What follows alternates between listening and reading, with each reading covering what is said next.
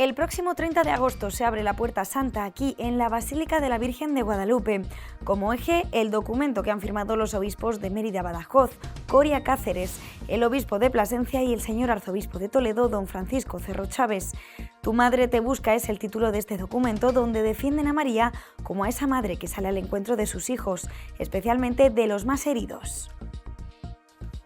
Buenas noches. También en este espacio nos haremos eco del llamamiento realizado por Cáritas Española con respecto a la situación que se está viviendo en Ceuta, invitando a toda la comunidad cristiana y a la sociedad en general a no permanecer indiferentes. Y recuerda las palabras del Papa León XIV durante su visita a España. Las personas migrantes no son números ni expedientes, sino personas con una dignidad que nadie tiene derecho a despreciar.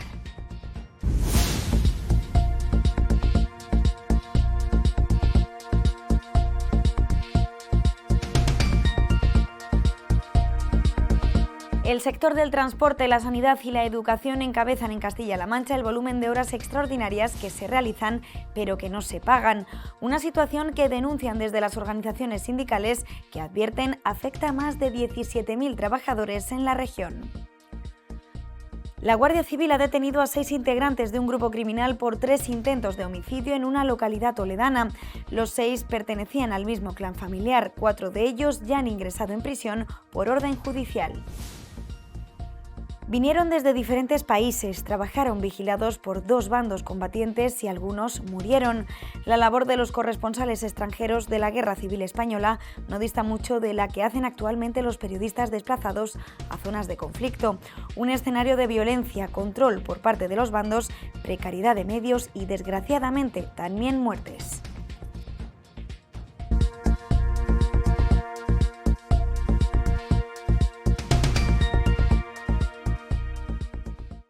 Bajo el título Tu madre te busca, los obispos de las diócesis de la provincia eclesiástica y de Toledo han presentado la carta pastoral para el próximo año jubilar guadalupense 2026-2027. Una carta que no solo es una invitación a peregrinar, sino un recordatorio de que nadie camina solo. Además, ya se trabaja en una guía especial para que este jubileo llegue a todos los rincones. No es solo un camino de botas y mochila.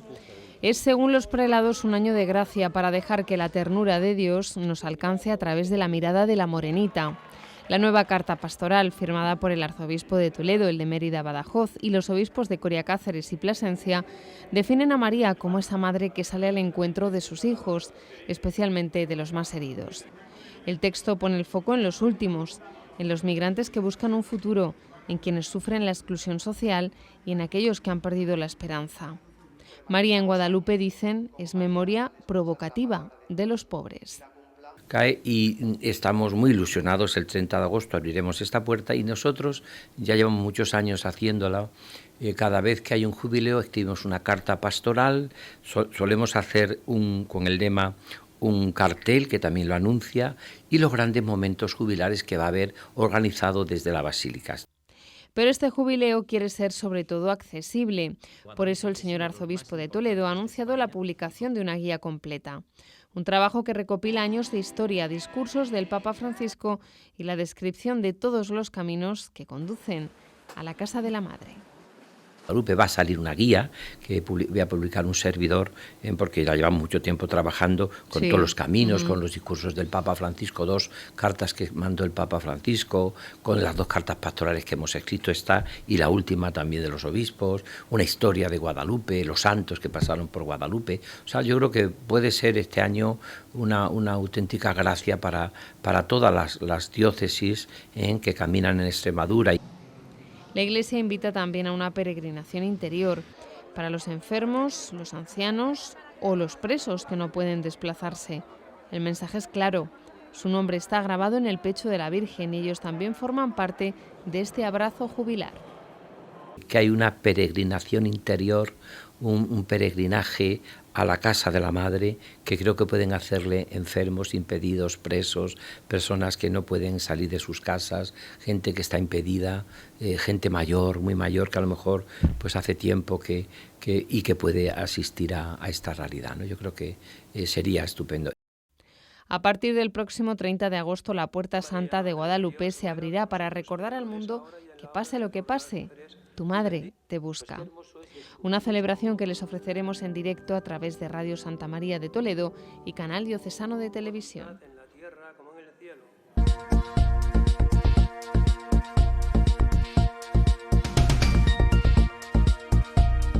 El delegado del Gobierno, José Pablo Sabrido, rechaza hacer política con el fuego. Así se manifestaba tras ser preguntado por la investigación que analiza el origen del incendio de La Mierla en Guadalajara. Nunca habrán oído ni dirán de mí que haya puesto a ninguna persona que haya sido objeto de ningún tipo de acusación. Yo creo que esto es lo que hay que mantener. Es muy fácil en política lanzarse al ruedo y en estas cosas se exige prudencia y la prudencia indica que hay que esperar a que la investigación de la Guardia Civil finalice. De esto ya dije en aquel momento que lo importante era acabar con los incendios y no hacer lucha política, y en esto que usted me plantea lo importante es dejar que la Guardia Civil acabe su investigación y no hacer política tampoco de quiénes pueden ser las personas investigadas. Recordamos que se señaló al alcalde de Robledillo de Moernando, Rubén Marchamalo, como presunto responsable del origen del fuego, que desde este lunes se encuentra en nivel 0 y controlado, aunque activo casi 3 semanas después de iniciarse y de quemar más de 32.000 hectáreas en la Sierra Norte de Guadalajara. El sector del transporte, la sanidad y la educación encabezan en Castilla-La Mancha el volumen de horas extraordinarias que se realizan pero que no se pagan. Una situación que denuncian desde las organizaciones sindicales que advierten afecta a más de 17.000 trabajadores en la región. Cada semana se realizan en Castilla-La Mancha más de 117.000 horas extras sin remunerar, un volumen de trabajo no pagado que, según Comisiones Obreras, frena drásticamente la contratación. Horas extras que son no pagadas, con lo que se podrían crear 3.158 empleos a jornada completa.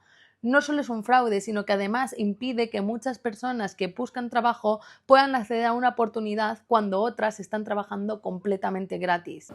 Una situación que no afecta a todos los sectores por igual. En la comunidad, el mapa de las horas gratis lo encabeza el sector del transporte, seguido muy de cerca por las actividades sanitarias, la educación y la hostelería.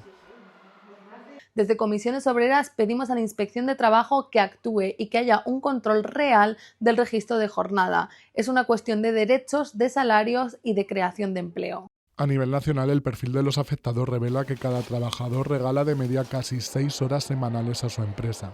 Ante esta radiografía, Comisiones Obreras exige un control estricto del registro de jornada y más inspectores en la calle para evitar que las empresas sigan ahorrándose miles de millones de euros a costa del tiempo de sus trabajadores.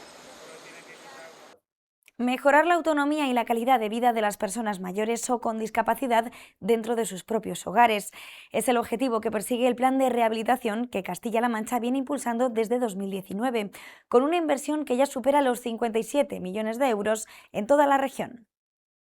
Más de 15.800 viviendas transformadas y cerca de 47.000 beneficiarios directos son las grandes cifras que dejan las ayudas públicas de rehabilitación residencial en Castilla-La Mancha. La última parada de estas inversiones se sitúa en Ocaña, donde se han invertido 104.000 euros públicos para instalar un ascensor, abriendo los forjados del edificio.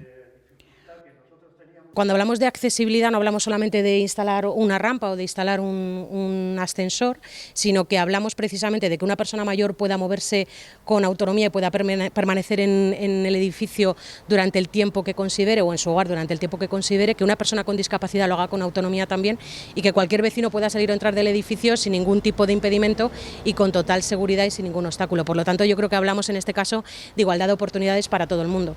Un programa que va mucho más allá de la supresión de barreras arquitectónicas tradicionales. Las subvenciones cubren desde plataformas y salvaescaleras hasta sistemas tecnológicos avanzados de domótica o mejoras de movilidad en estancias clave como baños y cocinas.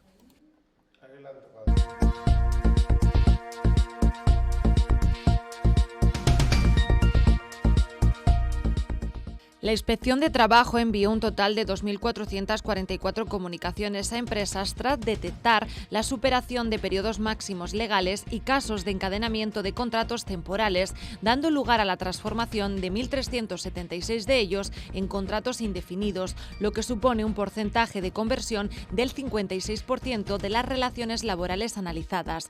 De ellos, 422 corresponden a Toledo. En el análisis por sexos han sido 786 los contratos temporales transformados en el caso de los hombres y 590 de las mujeres. En función de la edad, la mayor transformación se ha dado en trabajadores de entre 16 y hasta 44 años y en el sector del comercio, la hostelería y la industria.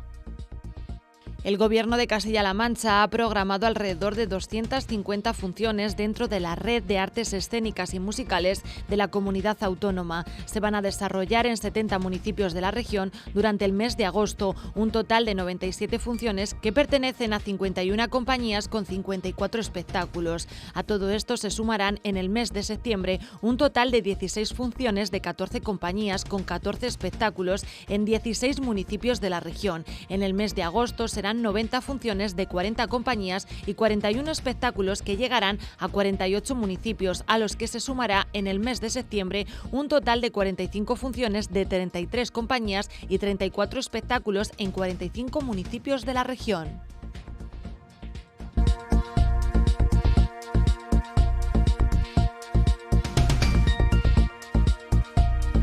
No son números ni expedientes, sino personas con una dignidad que nadie tiene derecho a despreciar.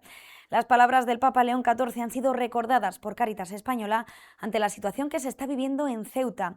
Invita a toda la comunidad cristiana y a la sociedad en general a no permanecer indiferentes. Cáritas unió su voz a la de la Iglesia en España y en Ceuta y manifiesta su profunda preocupación y consternación ante la tragedia vivida en los últimos días, que ha puesto en evidencia una vez más el sufrimiento humano que se esconde tras los movimientos migratorios y la fragilidad de miles de personas que buscan una oportunidad de vida digna. En un comunicado público lamentan en primer lugar la pérdida de vidas humanas de quienes han fallecido en el mar intentando alcanzar a nado la ciudad de Ceuta. También reconocen el impacto que esta situación está teniendo sobre la población ceutí, la llegada masiva de personas en pocas horas y la incapacidad para gestionar la emergencia de forma inmediata han generado una importante alteración de la vida cotidiana, afectando a vecinos, servicios públicos e instituciones locales que han debido afrontar circunstancias de gran dificultad. Cáritas quiere recordar la obligación de proteger a las personas más vulnerables, entre ellas los niños y adolescentes, así como a quienes huyen buscando protección. El respeto a la dignidad humana, al interés superior del menor y a las garantías establecidas en nuestro marco jurídico no pueden quedar relegado en situaciones de presión fronteriza. Citando las palabras del Papa León XIV pronunciadas en Arguineguín, aseguran que las personas migrantes no son números ni expedientes, sino personas con una dignidad que nadie tiene derecho a despreciar. Sus palabras nos invitan a situar la dignidad humana en el centro de cualquier respuesta política y social al fenómeno migratorio. Ante esto, Cáritas invita a toda la comunidad cristiana y a la sociedad en general a no permanecer indiferentes. Estamos llamados a mirar a cada persona, a cada migrante como un hermano, ofreciendo respuestas que promuevan la convivencia, la igualdad de trato y la esperanza. Solo desde el reconocimiento de la dignidad inviolable de toda persona podremos construir una sociedad más fraterna y cohesionada. Con motivo de los preparativos del octavario de la Virgen del Sagrario, desde esta tarde la Santa Misa en la Catedral Primada se celebra en la Capilla de San Pedro. Se incluyen también las Eucaristías de las mañanas y la Misa de la mañana del día 7. En junio de 2022 se publicaron los materiales de los itinerarios catecumenales para la vida matrimonial, un material que surge de Amoris Laetitia, que pretende volver a situar a la familia en el centro. Este curso la Delegación de Familia y Vida de la Archidiócesis de Toledo los ha adaptado y los presentaba a principios de este año en el Centro de Apostolado Seglar. Así lo contamos. La Delegación Diocesana de Familia y Vida prepara este sábado 24 de enero la presentación del catecumenado prematrimonial, que servirá de herramienta de trabajo para los agentes de pastoral de preparación al matrimonio y que ha coordinado la Subcomisión Episcopal para la Familia y la Defensa de la Vida de la Conferencia Episcopal Española. Es una propuesta del Dicasterio de Laicos, Familia y Vida de Roma, en el que se hace una propuesta para la preparación al sacramento del matrimonio. esa propuesta o esas líneas fundamentales, a semejanza de ese catecumenado prebautismal, bueno, pues tienen como unas etapas y un proceso en el que se acentúa más el deseo de que la Iglesia tiene de acompañar a los novios en esa preparación al sacramento. La presentación del catecumenado prematrimonial será a las 10:30 de la mañana en el Centro Diocesano de Apostolado Seglar y correrá a cargo del sacerdote don Miguel Garrigós Domínguez, secretario técnico de la Subcomisión Episcopal para la Familia y la Defensa de la Vida de la Conferencia Episcopal Española. Un encuentro dirigido a sacerdotes, pero también a agentes de cursos prematrimoniales. Especialmente para todos los matrimonios que dan cursos prematrimoniales en nuestra parroquia y aquellos también a lo mejor que sienten esa inquietud, porque hoy es muy bonito el deseo que hay de muchos matrimonios de acompañar a otros matrimonios. Bueno, pues esta fórmula puede responder a ese deseo y por lo tanto todos los que son agentes de prematrimoniales, todos los matrimonios que quieran colaborar de alguna manera en los cursos prematrimoniales y los sacerdotes, por supuesto, que organizan cursos prematrimoniales o que en algún día lo pueden llegar a organizar, pues están más que invitados, ¿no? Desde la Delegación Diocesana de Familia y Vida destacan que se trata de mejorar la preparación al sacramento del matrimonio.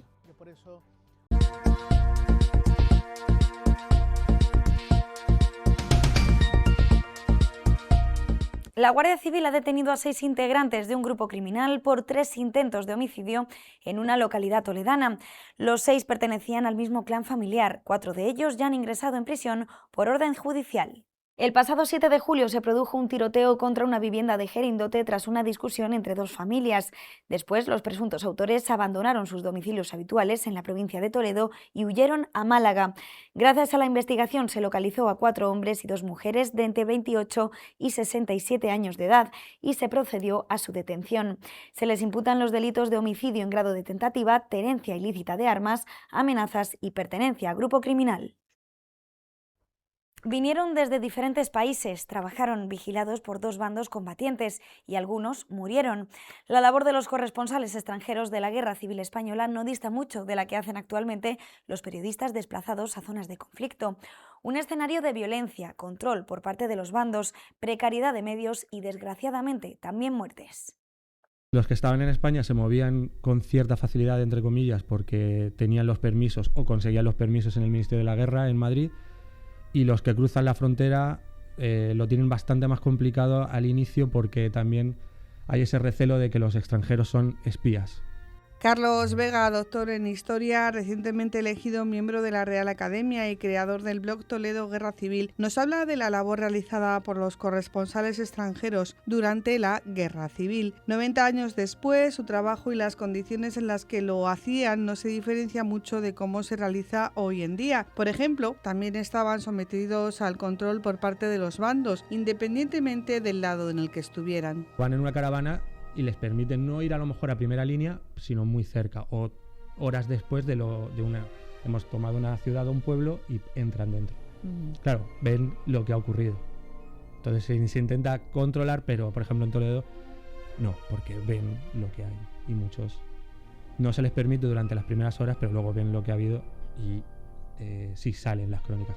No en España, por ejemplo, en periódicos españoles, pero sí te das cuenta que en Estados Unidos a las pocas horas o a los pocos días ya se publica que ha habido cómo ha sido la toma de la ciudad y cómo ha sido la represalia de los que han quedado. Y controlados también por los medios para los que trabajaban. Toledo se convierte a comienzos de la Guerra Civil en uno de los epicentros informativos. A Toledo llegan casi más de 80, entre españoles y extranjeros, pero llegan más de 80 periodistas. Y es un número en 70 días, más los 10-15 días posteriores de cuando acaba el asedio, los que vienen con Franco, más de 80 periodistas es mucho y vienen varias veces. Según avanza las columnas hacia Madrid, las columnas de Franco hacia Madrid, se van estableciendo oficinas de prensa donde ellos se establecen y desde ahí parten al frente, se organiza, tienen un oficial de prensa a su cargo. En cuanto a la transmisión de la información, aunque obviamente no disponían de las tecnologías actuales donde todo es inmediato, sí que nos avanza Carlos Vega que ya se disponía de medios para mandar fotografías. Llegan por ejemplo a Toledo cuando acaba el asedio, hacen sus primeras fotografías, escriben la crónica y cogen un coche y se van hasta la frontera en Irún, conduciendo toda la noche o día y medio hasta que llegan a Irún, dando un buen rodeo, claro. Y llegan hasta Irún y entregan los despachos. Y en 2 días está publicado prácticamente en todo el mundo. Utilizan en Francia se llama telefoto, belinógrafo, y eso para las fotografías. Era como una impresora, un escáner, digamos. Y Estados Unidos tiene el wire photo, el sistema sin cables. Y a mí me parece increíble que en el año 36 tantos kilómetros se pueda enviar. Es como una fotografía, llegaba al otro lado con una calidad... Pero ¿cómo enviaban? Porque era un poco rudimentario, pero era una máquina como un escáner. Sí. En la época se enviaba a través de las líneas telegráficas. Y si no, pues la opción clásica, teléfono para mandar las crónicas, telegrama o correo postal y por supuesto el vehículo. Como un periodista alemán que partió desde Toledo hasta Irún, entregaron los despachos y volvieron sin apenas parar. Los viajes eran peligrosos y aunque se sabía de dónde salías, nunca sabías dónde ibas a terminar. Cruzan las líneas, no se dan cuenta y han cruzado las líneas y están donde el enemigo. Pasa, por ejemplo, la caravana de corresponsales con el director del Heraldo de Aragón y el fotógrafo del Heraldo de Aragón y un par de corresponsales extranjeros. Está el uruguayo, que están en el frente de Madrid, creo que es noviembre o diciembre del 36, y paran para hacer unas fotos y se separan del grupo. Vuelven a coger el vehículo, se van porque hay mucha niebla, se despistan y se cruzan, y hay un miliciano, un soldado republicano, y les dicen ¿dónde vais? Dicen no, vamos al frente. Cuando se dan cuenta de, vale, es el enemigo. Y los tienen capturados creo que están 1 año y medio. Y como pasa ahora, desgraciadamente también muchos se dejaron la vida en el frente o en la retaguardia. Uno de los casos más famosos quizás el de Gerda Taro, fotógrafa que murió atropellada el 26 de julio de 1937 tras ser arrollada accidentalmente por un tanque republicano durante la retirada de la batalla de Brunete en la Guerra Civil Española. Su pareja, el fotógrafo Robert Capa, murió en otra guerra el 25 de mayo de 1954 a los 40 años en Indochina tras pisar una mina antipersonal mientras trabajaba para la revista Life. A ellos los conocemos gracias a su obra, a otros quizás nunca los conoceremos. Ellos dejaron testimonio gráfico y escrito de la Guerra Civil Española, como ahora lo están dejando otros corresponsales repartidos por todo el mundo.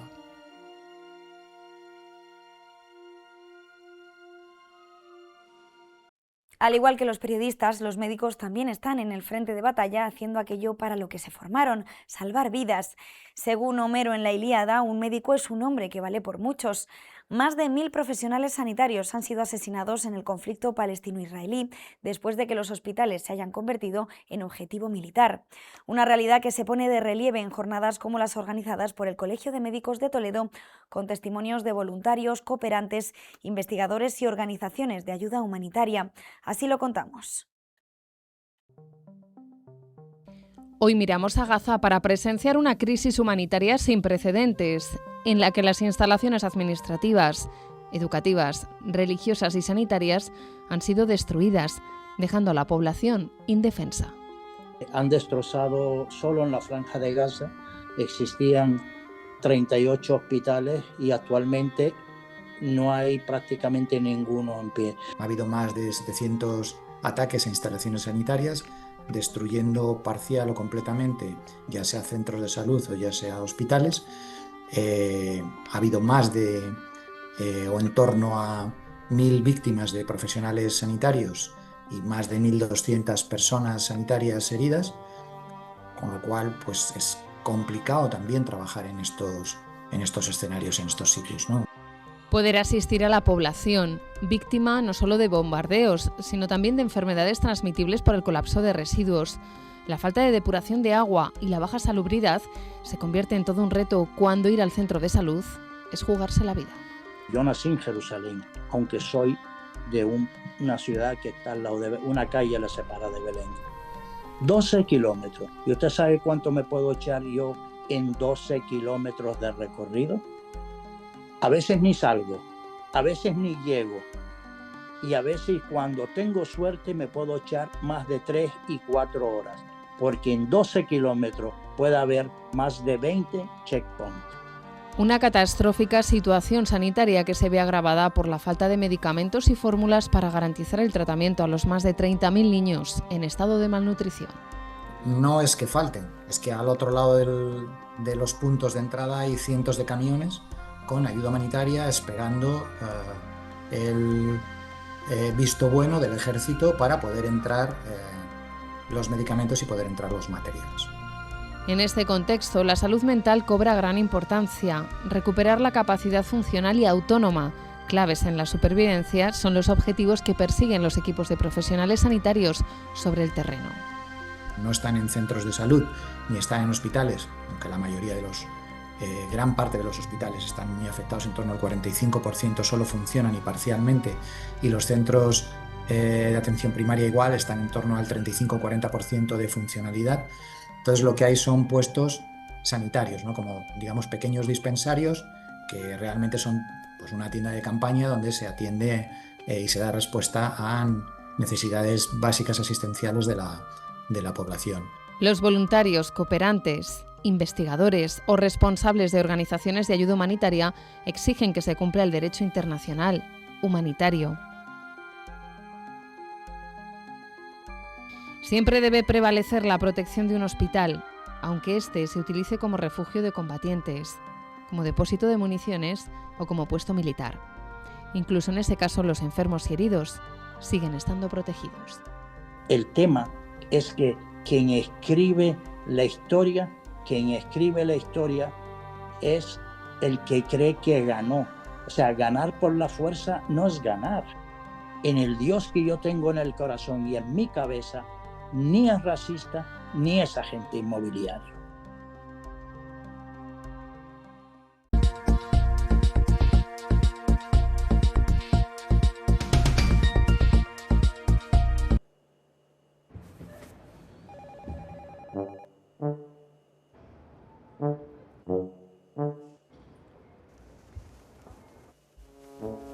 Si tu banco no quiere atenderte en la oficina, vente a Eurocaja Rural, que nos encanta verte en la oficina. Vuelve a sentirte cliente. Eurocaja Rural. Mañana, jueves 6 de agosto, la Iglesia celebra a los santos Justo y Pastor, también conocidos como los Santos Niños. Fueron dos jóvenes nacidos en Alcalá de Henares durante el siglo III. Cuando contaban con 7 y 9 años, se enfrentaron a su trágico destino en el año 304 durante la persecución desatada por el emperador Diocleciano contra los cristianos. Su martirio sigue siendo recordado como un testimonio de la fortaleza y del amor a Dios, especialmente en tiempos de persecución y de adversidad. En Toledo contamos con una iglesia dedicada a los santos niños, como también en otras localidades de nuestra geografía. La efeméride puede ser una buena ocasión para visitar estos templos, eso sí, asumiendo que volvemos a pasar un poco de calor, puesto que las temperaturas vuelven a subir alcanzando los 34 grados en la Serranía de Cuenca, 36 grados en las Alcarrias, Sierra de San Vicente y en la Malcha albaceteña, y los 38 grados en el Valle del Tajo. No se descartan rachas fuertes asociadas a los fenómenos tormentosos. Concretando, en la provincia de Toledo se esperan cielos poco nubosos o despejados, con temperaturas en ligero ascenso. En el caso de las máximas, podrá llegar a ser localmente moderado en el Valle del Tajo, donde se alcanzan los 38 grados. Viento flojo de componente oeste, más intenso por la tarde.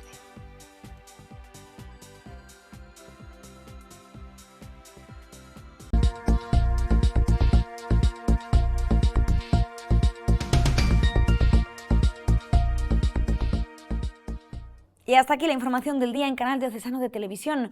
Nosotros volvemos mañana a la misma hora con más noticias. Que pasen una buena noche. Hasta mañana.